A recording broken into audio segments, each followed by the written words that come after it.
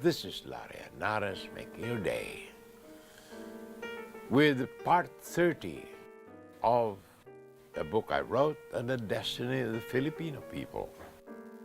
Subject, the imperfect world. My dear friends, in this information age, what does the future bode for the human race? It is a vision of a world that will come to pass long after we are all gone. Maybe 100 years hence. I can do no better than to quote the concluding part of my book on economics. Like all economists, I was weaned on two authors and their writings. The Wealth of Nations by Adam Smith, written in 1776. The same year, Thomas Jefferson wrote the American Declaration of Independence. And Das Kapital and the Theories of Surplus Value by Karl Marx, written in early 1860s about the end of the American Civil War and the assassination of Abraham Lincoln. Adam Smith is the guru of capitalism. Karl Marx is the guru of socialism and communism, and the respective visions of the utopia are different from each other. Adam Smith's capitalism is a gladiator sport where the smartest and the fastest get rewarded. Karl Marx's communism and socialism envisions a classless society where each shall contribute according to his talents and receive according to his needs. In an imperfect world where resources are scarce and have to be allocated, Adam Smith's capitalism resulted in the upper 1% allocating unto themselves 20% of the resources, and the upper 10% owning and controlling 90% of the resources, and the rich live in conspicuous consumption while the vast majority of the poor teeter on the brink of starvation. In an imperfect world where resources are scarce and have to be allocated, Karl Marx's communism never achieved its goal. Bogged down by a large, oppressive, totalitarian bureaucracy under the dictatorship of the proletariat. More about this after these messages.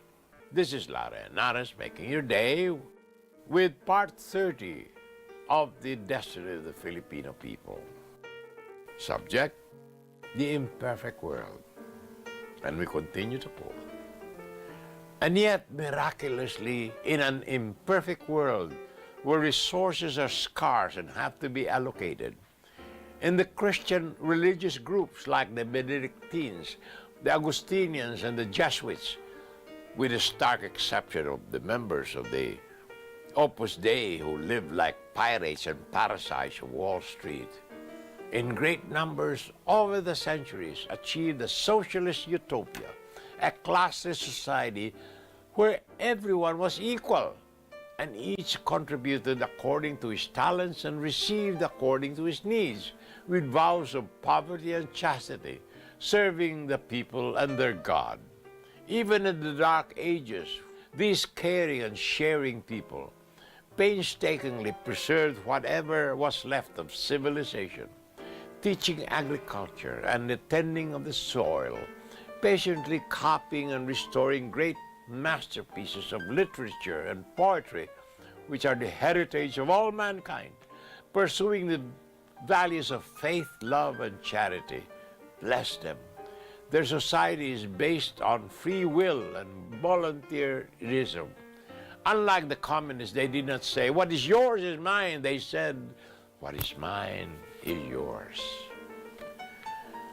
Adam Smith's capitalism is people with avid competitors staring and clawing at each other, and with enormous waste of resources due to creative destruction of all inefficient competitors. Here, the prime motivation for progress is self-interest and greed.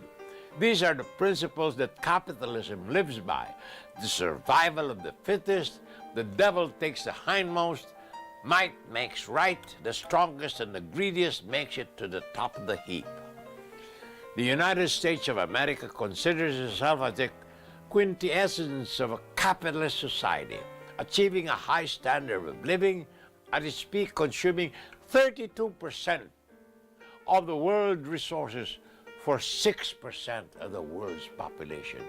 And incidentally, by exploiting the Negro race, committing genocide on the indigenous Indian population, and treating Filipinos like niggers. This is America's model of economic development. Unlimited progress based on ruthless competition for resources. If the rest of the world followed that model and succeeded, the world will have used up 5 times more resources than it should and leave our planet a veritable wasteland.